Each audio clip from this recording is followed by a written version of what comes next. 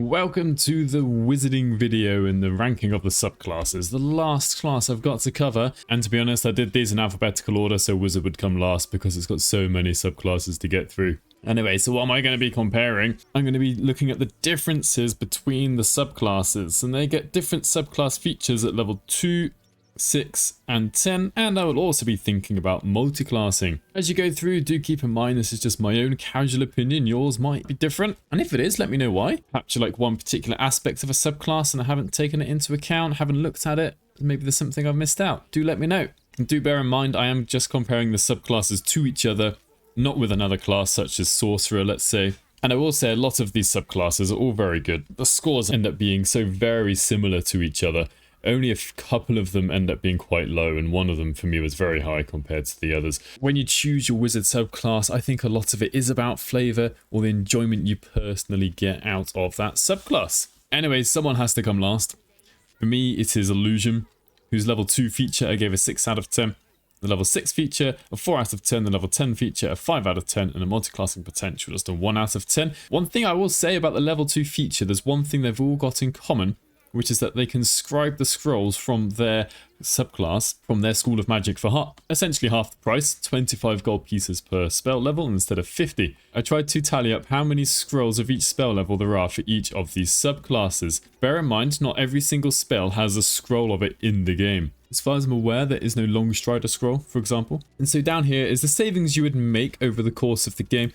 I haven't really included these values in the end of the day because the difference is less than 2,000 gold, and I don't find myself struggling for money so much that I'm going to feel this difference. But do keep in mind, as it turns out, there are so many evocation scrolls compared to pretty much every other subclass, conjuration coming in second there, that you do save the most money by picking evocation. And a lot of that comes from probably the top 2 levels. You save more money from the higher level spell scrolls because they cost more money to scribe into your spellbook. So at level 2, Illusion Wizards get improved Minor Illusion. You can cast Minor Illusion as a bonus action. And this is nice for 2 reasons. One is an extra cantrip. If you know you're going to be picking an Illusion Wizard, do not pick Minor Illusion. I would suggest, unless you want to be able to cast it as an action, I suppose. Then you have 2 different versions of it available. So Minor Illusion isn't a bad spell. It's better for distracting enemies or grouping them up ahead of time.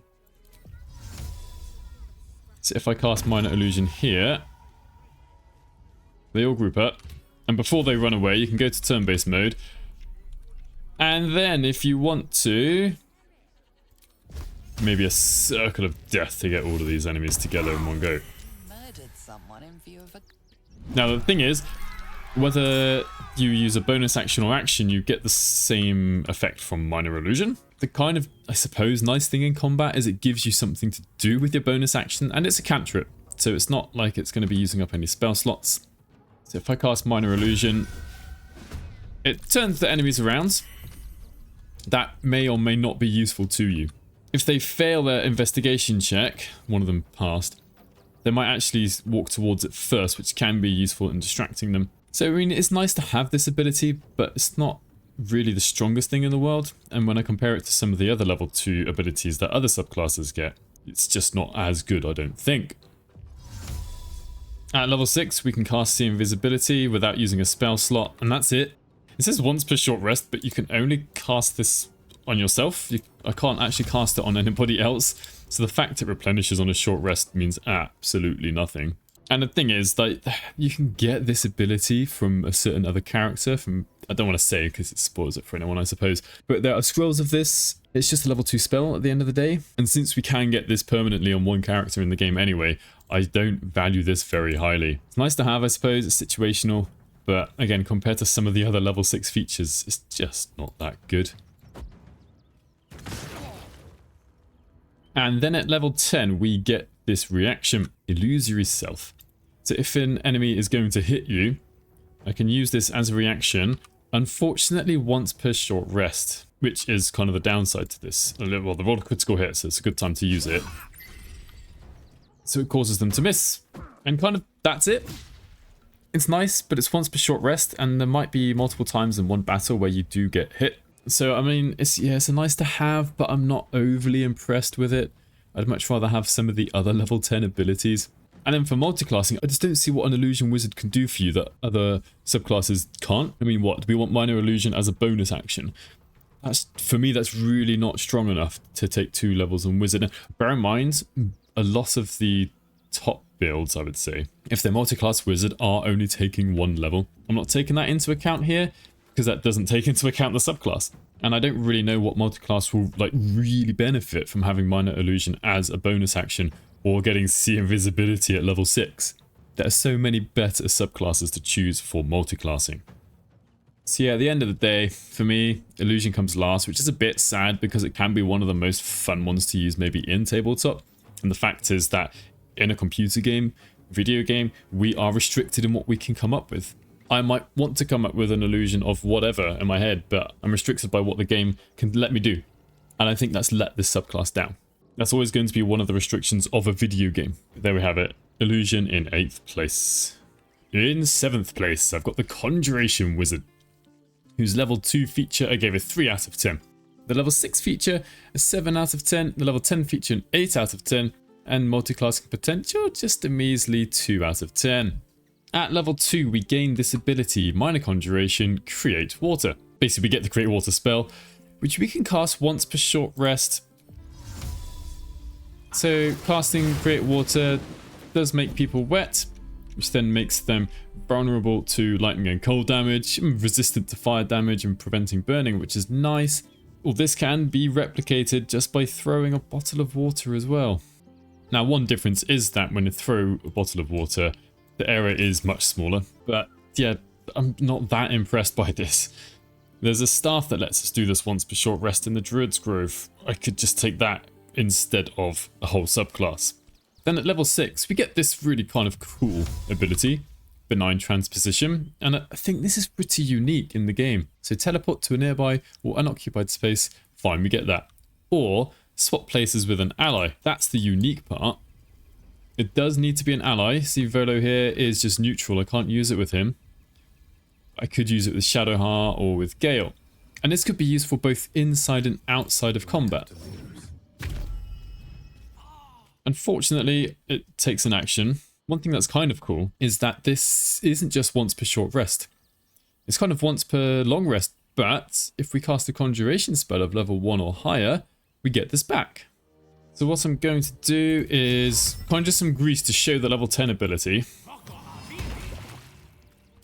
And now that I've conjured that, I can actually use Benign Transposition again, which is cool.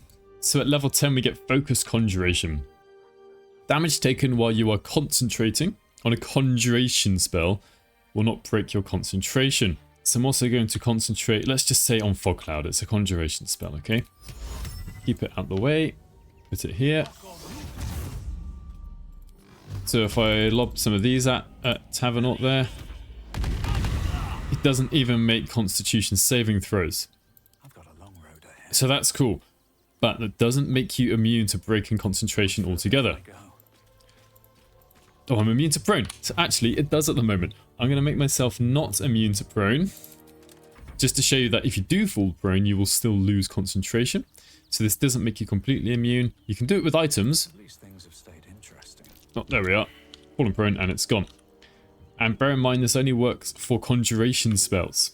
So here's a list of all the conjuration spells. The ones that require concentration have got the little eye. So there are 1, 2, 3, 4, 5, 6, 7, 8, 9, 10. There are 10 conjuration spells that require concentration for wizards. And you need to keep in mind, this is a level 10 ability.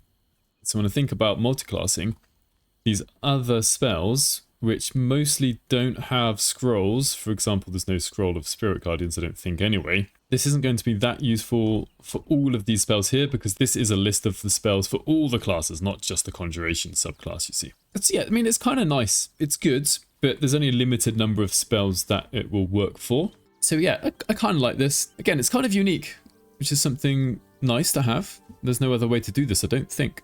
And then for multiclassing, I briefly just touched on it, but do I want to take 2 levels on Wizard just to get Create Water once per short rest?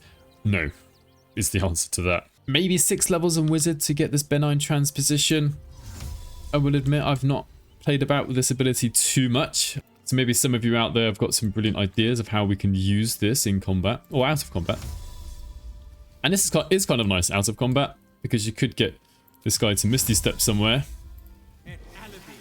And if for some reason Will couldn't make it, we can put him there instead. Anyway, Conjuration Wizard in 7th. Got a couple of unique features, but not enough to make it higher in the rankings. And in 6th place, we have the Enchantment Wizard. So it's level 2 features of 4 out of 10, level 6 features of 6 out of 10, and level 10 features of 10 out of 10.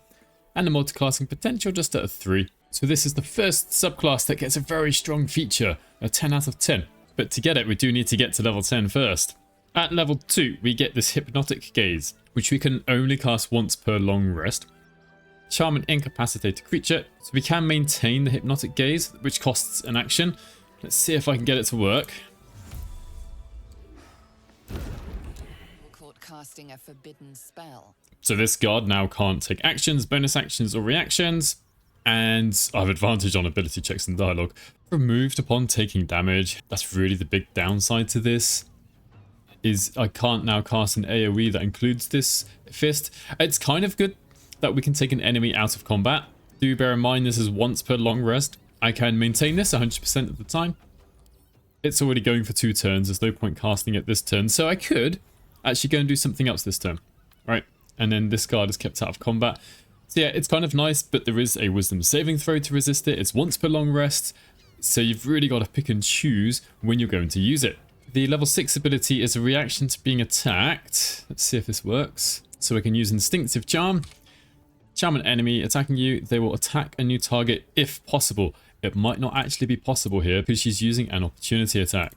So even though the DC is 21, she actually rolled 25. So what I'll do is I'll show you the level 10 ability, and hopefully during the next turn I'll get to show you the level 6 ability as well. At level 10 we get Split Enchantment. You know your enchantments inside and out. You can target 2 creatures with enchantment spells that would normally only target 1 creature.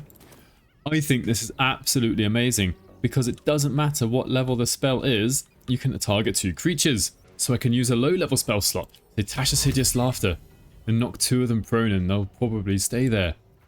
I could even cast Friends on 2 people, not that useful. It works on items.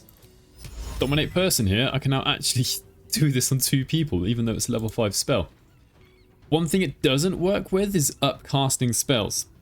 So Hold Person is a level 2 spell, I can split it between 2 people. If we upcast it, you can affect an additional target per level. So at level 3, I can target 2 people. Unfortunately, it doesn't work with upcasted spells, but it does work with even Otto's Irresistible Dance. So level 6 spell, I can split between 2 people. This doesn't require a resource. This isn't once per short rest. This is every single turn. Now, I actually do want some people to attack Astarion, but let's just do this anyway. If I lose concentration, I lose concentration on both of them. So I'll try Instinctive Charm. It's got quite a good chance to work now.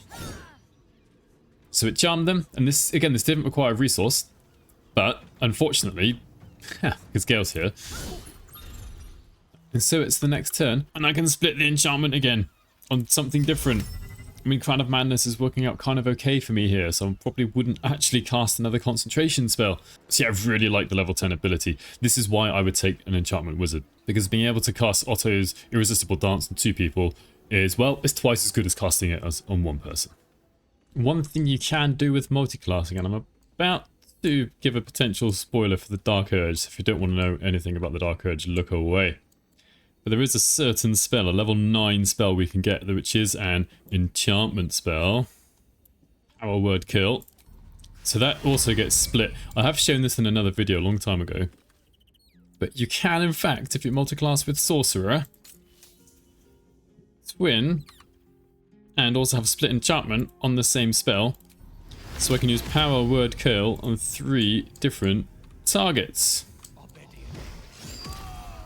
So for multiclassing potential, I suppose a Sorcerer, but twinning is quite expensive in terms of sorcery points.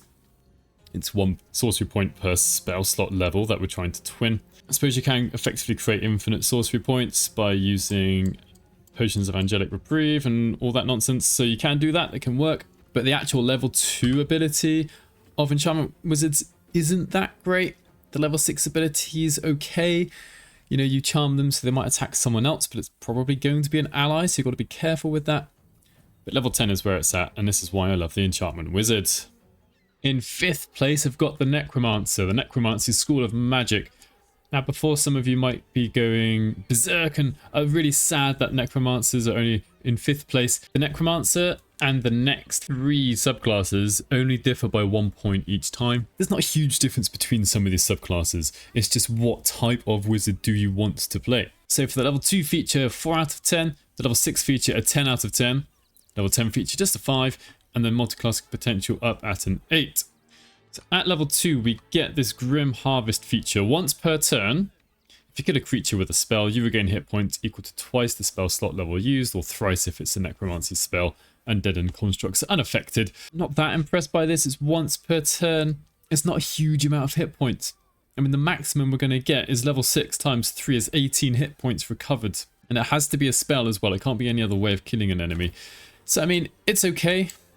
I'll see if I can get it to work here. The downside is we do have to get the killing blow to make this work. Alright, let's hope this works. I'm using a level 6 spell slot here. And I got my 18 hit points. I'm not normally that desperate for hit points that I want to have this ability that I absolutely rely upon it. It's okay to have, you can make use of it, but it's not build defining. Alright, let's clear up, shall we? So at level 6 we get these 3 features here. We get 1 extra undead when we use Animate Dead. We get the spell Animate Dead if we don't already have it. And we get better summons. So creatures created with Animate Dead have additional hit points equal to your wizard level. That's nice. And your proficiency bonus is added to their damage. So when I choose Animate Dead here, let's just say the level 3 version, I can now create 2 skeletons. Or if I use level 4, I can create 4 skeletons instead of 3. Or if I'm upcasting it, let's say I want some flying ghouls, actually I can create 2 of them instead of just 1. And if I cast it using level 6, I can get 4 flying ghouls. Let's do that. 1, 2, 3. Oh no, can't use it on a construct. Oh no, you died from blight. 4. So not only do I get an extra thrall, each of these is now a bit stronger as well. They've got 12 more hit points. My proficiency bonus is +4. And because I'm not a complete idiot, just sometimes, I've got the Circle of Bones, which is an item from an Act 2 boss. Allied undead ward within 20 feet are resistant to bludgeoning, slashing, and piercing damage. So I think the level 6 ability here just makes the Necromancer a Necromancer, makes them so good. Then at level 10, it goes downhill a little bit, I would say. We are resistant to necrotic damage. Can be useful in some places there is necrotic damage, but bear in mind, most players don't get to level 10 until the very end of Act 2. It is possible to get to level 10 before the very end of Act 2, but I'm fairly sure most people don't. And this thing about the hit point maximum cannot be reduced. I've only had that happen during Act 2. There might be one place in Act 3, I think, down below in some certain areas where there might be some enemies capable of reducing your hit point maximum. But it's just not a common thing. And by the time we get it, we've gone past some of the enemies that can cause this, being wraiths. So yeah, I'm not a huge fan of the level 10 ability. Level 6 is where it's at for the Necromancer. And this is why the multi-classing potential is actually higher than most of the previous subclasses, is because its top ability is level 6 and not level 10. Okay, the level 2 ability isn't that great, but you can combine this with the Spores Druid, and you've got so many summons with you. It's absolutely amazing. Do bear in mind, if you've got a Cleric or Paladin, I think, in the party, you could cast Aid, or get a Camp Caster to cast Aid, I suppose. And that will affect all of the summons as well. Like for me, for the Necromancer, once you've got to level 6, that's all you really need to be a good Necromancer. You've only got 6 levels to play with whatever you want, and you're going to have your strong summons. And if you carry on in a spellcasting class, you're going to be able to cast Animate Dead at the high levels anyway, which is all you really need from the high levels of Wizard and Necromancer. So yeah, Necromancer peaks in the middle, which then allows it to have these different multi-classes.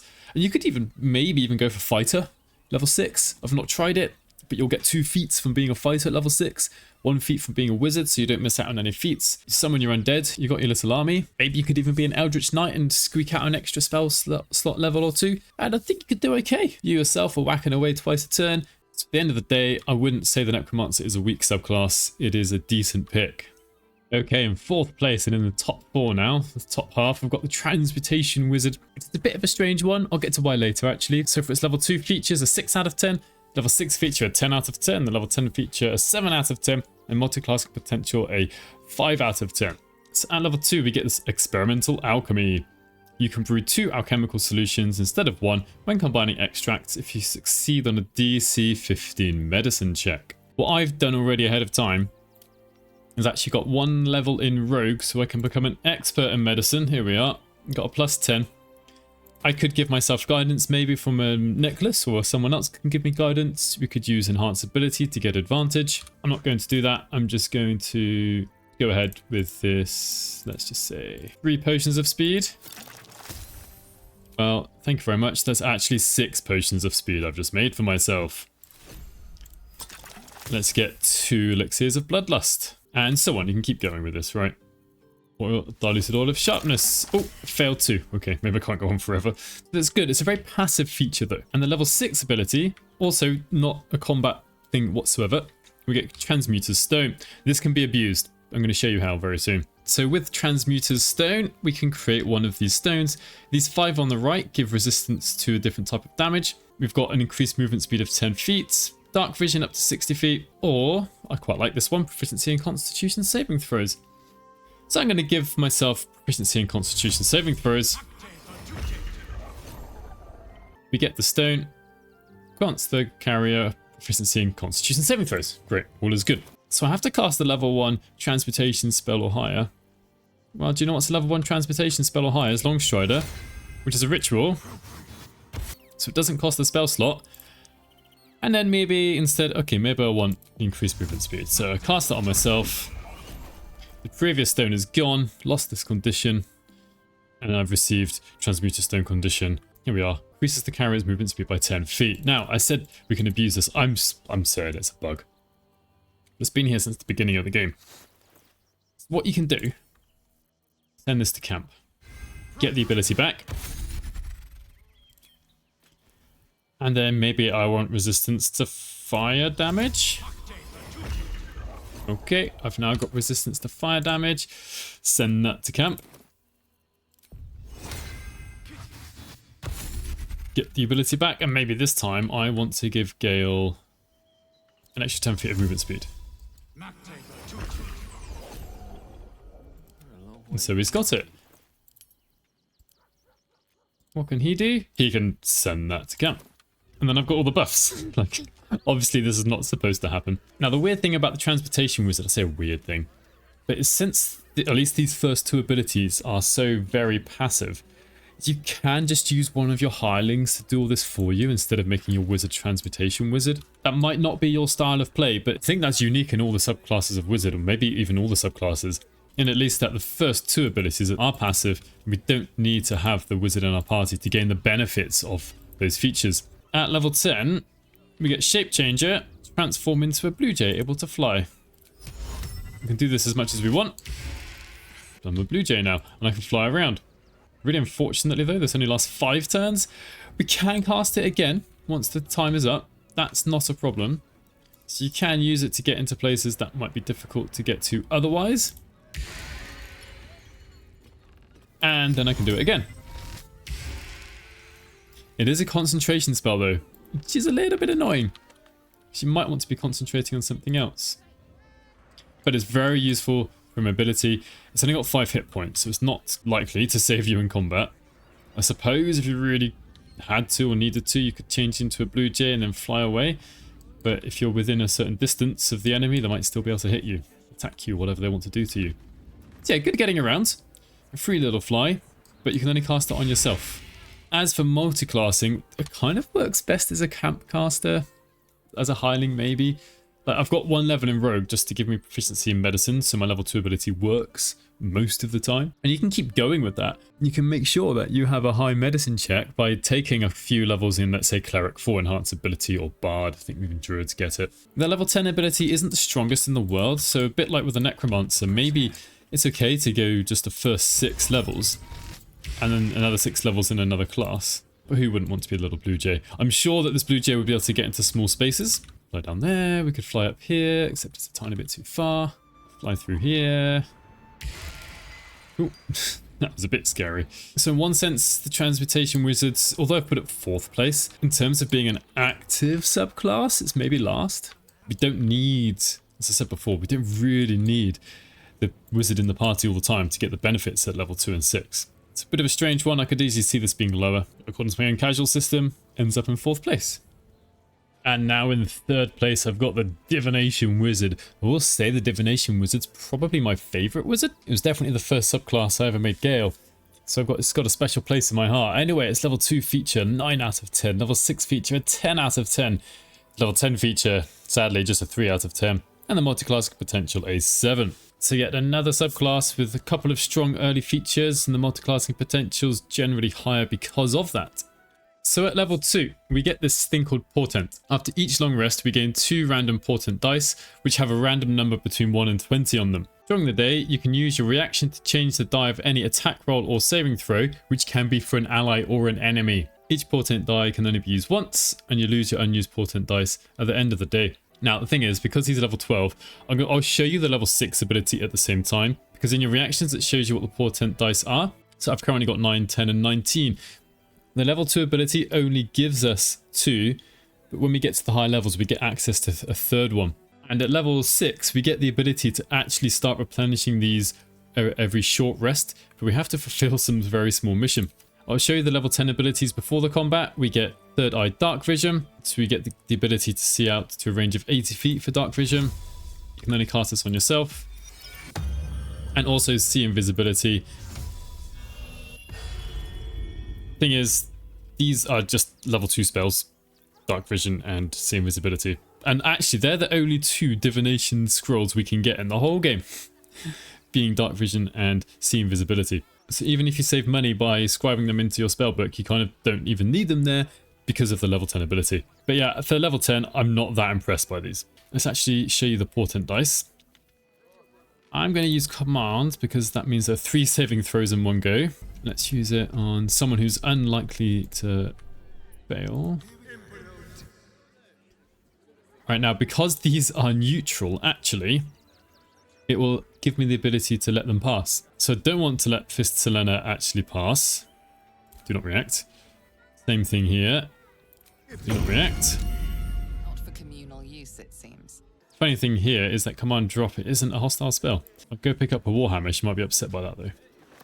Being arrested for theft. If you have... Alright, let's go. I'll cast Confusion because it forces everyone to make a saving throw. So now I can use it offensively. Edwina here needs 17 to save. They rolled 26. This is after the bonuses, so you can actually see their bonuses. And it will only let me use a Portent die if it actually makes a difference. I've got 9, 10, and 19. The 10 here, 19 here wouldn't make a difference, but 9 would. So I'll use that. And on the same turn, I can try and save the journalist. There we are. That felt very good. So I'll need to finish this combat and take a short rest before I can show you the level 6 ability. So I've only got 1 Portent die left. Take a short rest. And then we gain some abilities down here. Deal at least 1 poison damage to an enemy to regain a Portent die. Deal the killing blow to an enemy will result in a new Portent die after taking a short rest. So I'm going to cause some poison damage. And now I've got a new Portent die. And every short rest you gain an extra kind of 2 missions. So you can kind of really be topping up your Portent dice throughout the long rest. And I love it. Then for multi-classing potential, a bit like the previous few subclasses, I would probably take this to level 6 to get the top up of the Portent dice. Because only 2 per long rest isn't very many. Whereas if you can get more and more, then it's going to be much more useful. So 6 levels on divination will be good. In my first honor mode run, I actually did 6 levels of divination and 6 levels of law bard. So I've got 2 different ways of debuffing enemies and making sure they fail saving throws. And you can put the divination wizard with any subclass that forces lots of saving throws, and you're probably going to see the benefit of it. And then in second place, we've got Evocation Wizard, and I'm sure some of you will know what is in first place. So for the level 2 feature, an 8 out of 10. The level 6 feature, a 5 out of 10. The level 10 feature, a 10 out of 10. And multiclassing potential, a 7 out of 10. So the level 2 feature is called Sculpt Spells. Create pockets of safety within your evocation spells. Allies automatically succeed their saving throws and take no damage from them, which is different to the Sorcerer's Careful meta magic. So I shouldn't have very many evocation spells ready, I suppose. So Lightning Bolt here won't affect Gale. That's pretty cool. It won't affect my allies. Normally, it would. So I think that's really cool. It means you don't have to worry too much about the position of your party. I've seen some people online just be like, yeah, just position your party better. You're kind of like a noob if you need this. But really, we're not always in control as much as we would want to be. Enemies move around between our turns. We can't always control exactly where the enemies are going to go. At level 6, we get Potent Cantrip. When a creature succeeds its saving throw against one of your cantrips, it still takes half the cantrip's damage, but suffers no additional effects. That sounds cool, because it kind of is cool, but really unfortunately, there are only 2 cantrips that force saving throws. We've only got Poison Spray, a very short range cantrip, or Acid Splash, which has got a small area, but is an area of effect. So no matter what I do, these 2 are going to take damage. They actually failed their saving throws. Even if they'd passed, they would have taken, let's say, 4 and 5 damage, half the damage. If there were more cantrips available that forced saving throws, that would be really good. And the level 10 feature is Empowered Evocation. Your intelligence modifier is added to damage rolls with any evocation spells. What's really sad is the 2 cantrips that force saving throws are conjuration cantrips, Acid Splash and Poison Spray. So we can't even get our intelligence modifier added to the damage that they cause. Great thing about the level 10 ability is that it applies to every single magic missile we send out. Or, sadly, Gale's the one with Artistry of War here. It would also apply to every missile from Artistry of War. So let's just send one out to like every single one of the enemies. 2 to you, 3 or 4 to you, however many. And we can see each missile now does like 7, 8, 9, 10 damage, which I think is significant.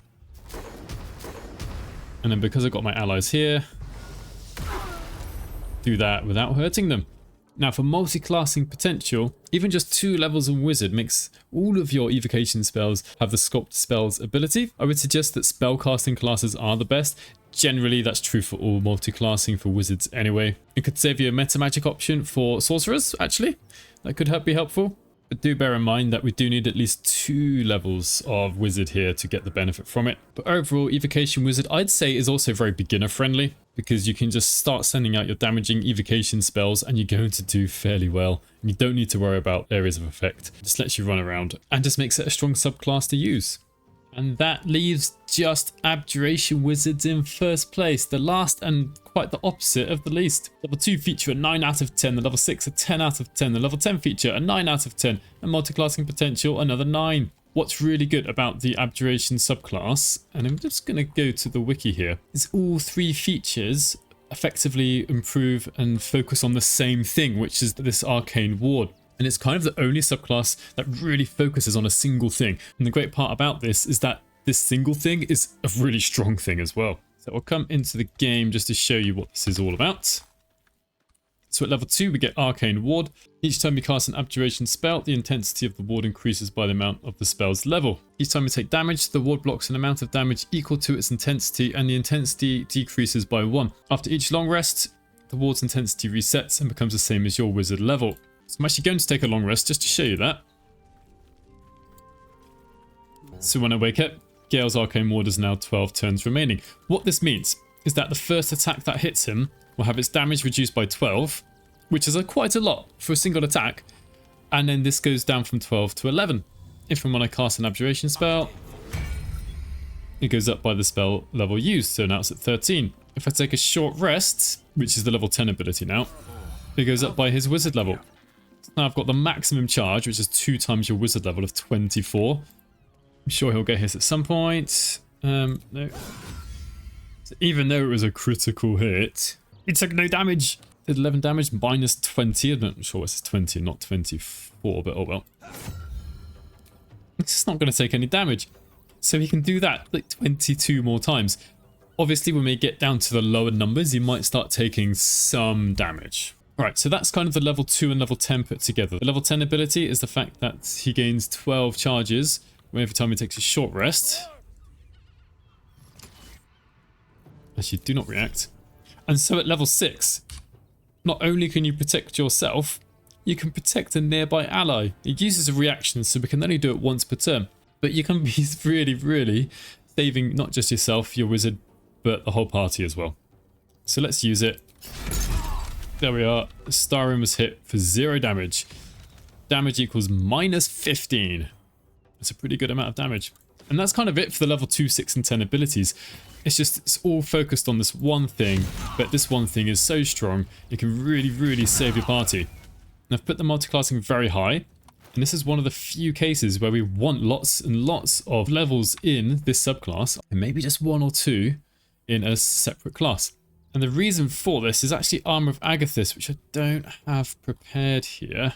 And you can get this from 1 level in Sorcerer. So if you take your first level, or 1 level really, in Dragon Ancestry White, you get access to Armor of Agathis, and we can upcast this up to level, potentially up to level 6. Then as you level up, you pick Abjuration Wizard, pick any of the spells you want. Shield is an Abjuration spell, Glyph of Warding is another good Abjuration spell. Blade Ward is an Abjuration spell, but doesn't fill up the Arcane Ward. Counter Spell is another Abjuration spell. Plane of Binding here. Also Globe of Invulnerability is pretty cool. And so what we can do, Armor of Agathis, I'm going to cast this at level 6. Which almost tops up my Arcane Wards anyway. So now all I really need to do is make some people wet. Alright, so this dude is wet. Of course he misses. Let's dash around. Throw another bottle of water. Apparently it's too hard to hit me, so let's at least take that off. Ah, right, that doesn't help either, the fact they've got disadvantage. Right, we're going to try again. There we are, 60 damage, because they're all wet. Because we're not taking any damage, our temporary hit points aren't going down, so maintaining Armor of Agathis. This might not be your style of play, but there's really no denying that it's very strong indeed. 60 damage, 30 damage, and no damage because they didn't hit. Anyway, the multiclassing potential is very high because this is a very strong particular build. So this is the overall look at things. As I said, the difference between lots of these subclasses, 27, 28, 29, 30, they're all so very close to each other. I would say Illusion and Conjuration really do lose out. Enchantment only gets good at level 10, then all the rest are a very strong choice indeed. So that'll be that for this series, because that's the last class I've got to look at the subclasses for and rate them. Hopefully you found it enjoyable and also useful, made you think about things, open your eyes to things maybe you haven't seen or thought about before. Thank you for making it this far, and to all the members of my channel. And hopefully I'll see you in the next one.